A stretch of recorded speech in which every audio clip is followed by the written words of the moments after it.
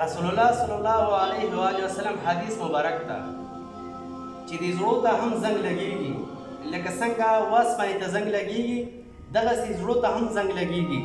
د دې صفایي مثالونه یې موږ ته دوه ښودلي دي.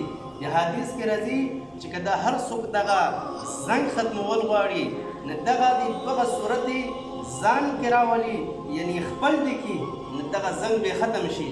اول دغه د محترمو د مرګ زیات یادول، مرګ سره د زموږ زړه زنګ چې کوم دي دا ختمېږي، بل زړه ورسره نرمېږي، بل د الله دهان یعنی د الله خوب موږ ته نصیب کېږي.